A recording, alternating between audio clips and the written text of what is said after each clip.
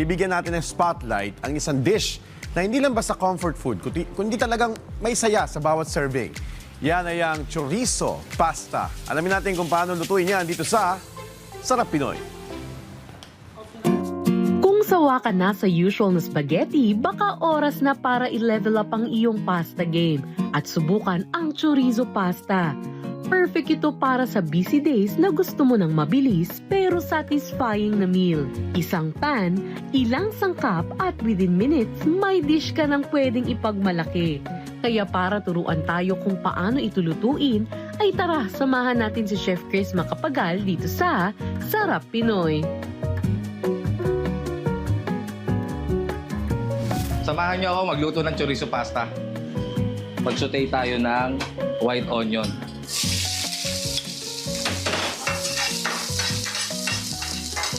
So, make sure yung onion natin, pag nag-translucent na, sunod na rin natin yung chorizo sausage.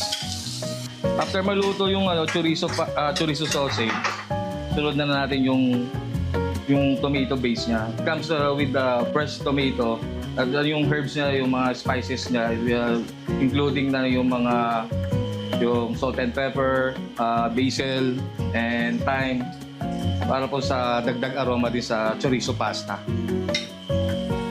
So maglagay po tayo ng 4 tablespoons. Mostly yung chorizo pasta is maasim siya. Same lang ng bolognese. So hindi dapat po siya na matamis. Pag na-reduce po na natin yung tomato base natin with chorizo, ilagay na po natin yung penne pasta. Ang bali ang pagkakaluto po na ito is al dente lang po.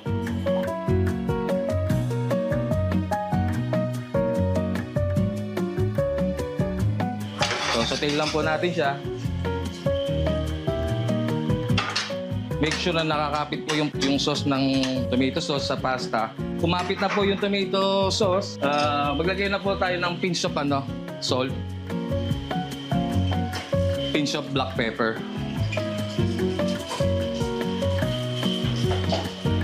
So i-toast lang po natin siya. After po natin masaute po, so okay na po yung chorizo pasta natin. So ipi-plating na po natin siya. Pasta bowl. Start tayo muna sa pasta, yung penne.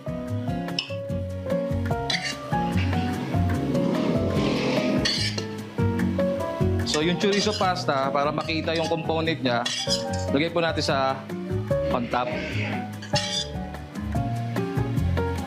So after po niyan, maglalagay po tayo ng Parmesan cheese.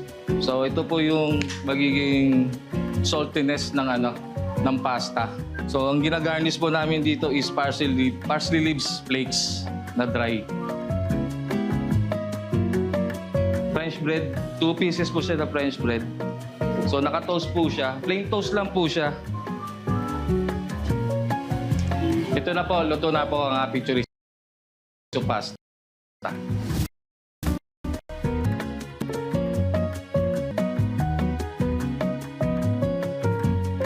Kaya kung gusto mong i-level up ang iyong pasta experience ng hindi komplikado, chorizo pasta ang perfect dish na dapat mong subukan.